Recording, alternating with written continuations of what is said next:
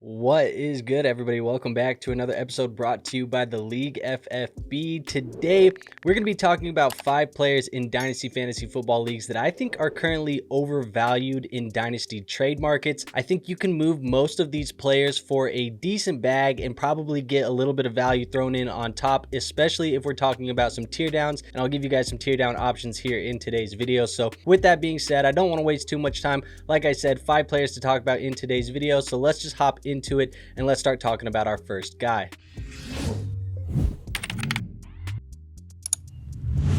All right, so the first player that I want to talk about here today is going to be James Cook, the running back for the Buffalo Bills. Now, James Cook is currently being valued as the running back 11 over there on Keep Trade Cut. He's coming off of a 2024 season where he had 16 games played for 207 rushing attempts, 1,009 rushing yards. He also added in 32 receptions for 258 receiving yards, but the big thing is he had 18 total touchdowns in 2024. That is a monster number from James Cook. All of this was good for 16.7 fantasy points per game, which was the 11th best at the running back position. Now, just looking at the stat sheet, obviously that's going to be a very solid season from James Cook. You were very happy if you had him on your fantasy football teams, but there were fewer rushing attempts, fewer rushing yards, fewer receptions, and fewer receiving yards than he had in 2023, which to me is a little bit of a beige flag when you look at the production all dipping down except for the touchdowns in 2024 from those statistical box score type of numbers. Now, the main reason why that's a little bit of a beige flag is because there could be some touchdown regression here in 2025.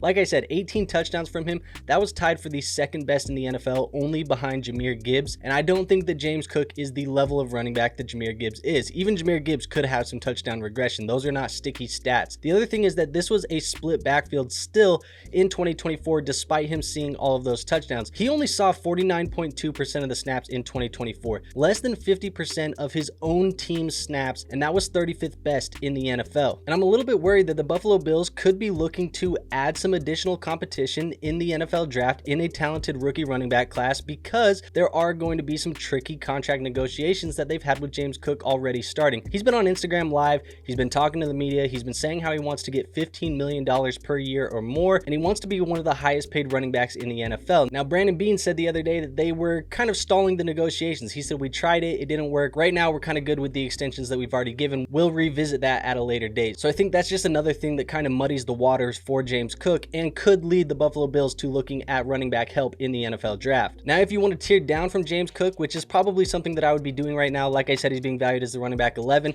I'd probably go down into the tier where Chase Brown, Derrick Henry, Chuba Hubbard, and even Joe Mixon are tiered. Obviously, some of those guys are going to be valued differently than the others, but I think that if you can go to one of those players, you can get similar, maybe not exact running back production, but similar production, and you can probably get a draft pick thrown in on top. I'd be trying to shoot for a late second in this year's draft class, and maybe that can give you some extra depth on the roster and still get close to that similar type of running back production that you were getting out of James Cook. Now, the next player that I want to talk about is going to be George Pickens. George Pickens is currently being valued as the wide receiver 31 over on Keep Trade Cut, and he's coming off of a 2024 season where he played in 14 games. He had 103 targets, 59 receptions, 900 receiving yards, and 3 receiving touchdowns. This was good for 11.7 fantasy points per game, which was the wide receiver 35, which at this point is the best season to date for George Pickens from a fantasy points per game perspective. Now, we are 3 years into George Pickens' career with the Pittsburgh Steelers, and we're still waiting for him to crack the top 25 wide receivers, which would make him a very solidified wide receiver 2 for our Dynasty Fantasy Football teams. But up to this point, for various reasons, it just hasn't necessarily happened, even though he has been given a majority of the workload there in Pittsburgh from a target share percentage. Now, the Steelers, they have brought in added competition this offseason. Obviously, everybody knows that DK Metcalf was traded for by the Pittsburgh Steelers. They gave up a second-round pick to go get him, and he plays a very similar style of receiver to George Pickens. So I certainly believe that he's going to take away some of the high-value targets in this offense, especially because the Pittsburgh Steelers went out and decided that he was worth $150 million, which definitely tells you how they value him versus George Pickens right now, because George Pickens is going to be eligible for an extension here very shortly. They chose to trade for DK and pay DK Metcalf. I also think we need to kind of look at the reality of the Pittsburgh Steelers going to have major question marks at QB. Now, the best case scenario for them, and maybe maybe the likely scenario, or the scenario that they want to happen, is that they sign 41-year-old Aaron Rodgers on a short-term deal. But if that doesn't happen, I think we're looking at danger zone for the Pittsburgh Steelers, where they could be looking at a rookie or a mid-tier bridge QB. They've thrown out rumblings of Mason Rudolph maybe being a guy that they're okay going with if they miss out on Aaron Rodgers. I think this would be a disaster for the Steelers. Aaron Rodgers is definitely the best option, but there's still some risk that they still need to get this quarterback situation figured out. And as I mentioned earlier, Pickens, he's also in the last year of his deal. Pittsburgh, they have a history of letting homegrown talent walk out the door. They've done it with guys like Deontay Johnson and other guys in the past. And I think there may be even more of a reason to let George Pickens walk, especially when he's kind of become a headache for this team, for this offense, for this locker room in general. And you add on top the fact that they paid DK. Now, he's a player that I'd be willing to sell for a late first-round pick here in this year's rookie class. I'd be trying to re-roll that on another rookie in this year's class, whether that be a player like Luther Burden, Emeka Egbuka, Matthew Golden, Travis Hunter, whoever it may be that falls to that range. I think just re-rolling the wide receiver with that rookie pick from George Pickens probably makes the most sense at this point. Or if you want to move him for a player that was drafted highly last year that kind of just still re-rolls the dice, maybe putting a guy in a better situation, you could look at a guy like Ricky Pearsall, who I think should see a pretty significant workload for the 49ers as Brandon Ayuk kind of returns from this injury, and obviously they've traded Deebo Samuel and some of these other options on their offense. I think there's definitely some value to have with George Pickens, but he's a player that I'm out on right now based on the current market and his current situation. Let's move on to another player. Another player that I'm going to be moving on from is going to be Sam Darnold, quarterback for the Seattle Seahawks. He's currently valued as the quarterback 25 on Keep Trade Cut. Last year, obviously a career year for Sam Darnold with the Minnesota Vikings, playing in 17 games, had 4,300 passing yards and 35 passing touchdowns. That was good for the quarterback 9 from a fantasy points per game perspective at 18.8 fantasy points per game. Now, Sam Darnold, he did sign that 3-year, $100 million contract with the Seahawks to become their next franchise quarterback, but I'm just not as confident that the Seahawks are in the right situation on the field for Sam Darnold to build upon his 2024 success. Going from weapons of Justin Jefferson, Jordan Addison, and TJ Hawkinson to guys like JSN, who is a good wide receiver, but an older version of Cooper Kupp and Noah Fant, and probably even more importantly, the difference in play callers with leaving Kevin O'Connell makes me worried that Sam Darnold is probably going to see a little bit of regression and come back down to earth here in 2025. Now, another major worry for Sam Darnold, for me at least, is that Seattle still needs to rebuild some of their offensive line. And towards the end of the season last year, as the Minnesota Vikings offensive line got banged up, we saw that Sam Darnold started to struggle a lot with his decision making, especially when he was under pressure. And I think he's going to be under a lot more pressure in Seattle than he was in Minnesota for the majority of last season. Right now, he's currently being valued in a tier on Keep Trade Cut with Dak Prescott, Justin Fields, Tua Tagovailoa, and Anthony Richardson, who obviously all possess a little bit of risk themselves, but I'm more confident in those players hitting a higher ceiling in 2025 than I am in Sam Darnold continuing upon his 2024 season. And another route you could go, if you're not looking for a QB swap and maybe you got lucky on having Sam Darnold on your bench last year and he blossomed into this high value dynasty fantasy football asset, I think you can move him cross positionally or for a draft pick. I think he's also a guy that you could probably get a late first round pick for, and that would be those wide receivers that we talked about when we were talking about George Pickens, Burden, Hunter, Egbuka, Matthew Golden, or if you just wanted to re-roll the dice on maybe another quarterback in the rookie class, if you like a guy like Jackson Dart or you want to take a shot on a Colston Loveland,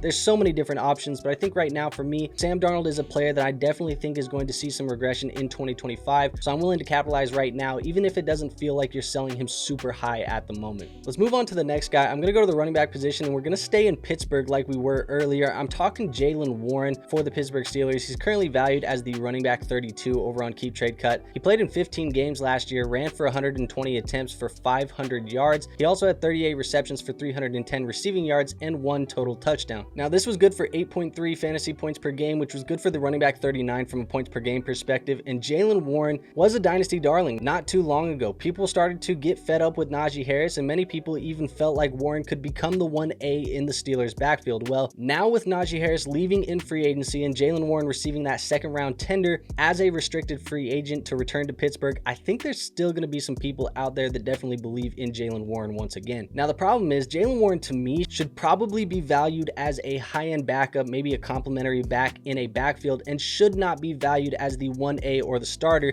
And I think his career numbers show us that this is how Pittsburgh has viewed him as well, considering that they've never really chosen to give him more than 43% of the opportunity share in any single season over the course of his young career. Now, it's not a secret that the loss of Najee Harris vacates a major workload for somebody to come in and fill, but I'm very nervous about the Pittsburgh Steelers maybe using their 21st overall pick or their 83rd overall pick on a running back, and that could land them someone in this running back class much more talented than Jaylen Warren. Think of guys like Amarion Hampton, Quinshon Judkins, Trevion Henderson, Caleb Johnson, Cam Scatterbo. There's a bunch of guys in this class that I think could be in strong consideration from Pittsburgh, and I would say that all of those running backs are more talented than Jaylen Warren at this current moment in time. Now, it's also not a secret that if they don't land the running back of their dreams in the NFL draft, this could still be a team that goes out and signs a veteran running back like J.K. Dobbins, Nick Chubb, or Gus Edwards, which obviously would be a much better case scenario for a guy like Jaylen Warren, but it would still probably hurt his overall value, especially when it comes to goal line opportunities in this offense, which really hasn't ever been something that Warren has been trusted with, especially in the Arthur Smith era. So to me, there's obviously a lot of risk with a guy like Jaylen Warren, and there's definitely a few hurdles that you have to get past if you want Jaylen Warren to see his dynasty stock increase in 2025. And really, most of those hurdles and those outcomes just don't seem feasible to me at this moment in time. So even in his best of outcomes, I think he is going to be a stopgap kind of one-year starter in a very mediocre offense with very mediocre offensive line play. And I think that there's similar players in his KTC tier like Brian Robinson, James Conner, Isaiah Pacheco, Aaron Jones, Tony Pollard, who probably have similar ranges of outcomes with much less risk than a guy like Jaylen Warren. And now let's go on to my last and final sell in today's video. I want to talk about the tight end position. We're going to go to Cade Otton over in Tampa Bay. He's currently being valued as the tight end 15 over on Keep Trade Cut. He played in 14 games last year, had 87 targets for 59 receptions and 600 receiving yards. He also had 4 receiving touchdowns last year, averaging 10 fantasy points per game, which was good for the tight end 11. Now, Cade Otton, he did have a little bit of a breakout there in year 3 for us. Like I said, finishing as the tight end 11 overall in fantasy points per game. However, when you look into the numbers, there's certainly some things to be worried about long-term with Otton. Most of his fantasy production was from weeks 6 through 9, where Mike Evans and Chris Godwin were both missing time due to injuries,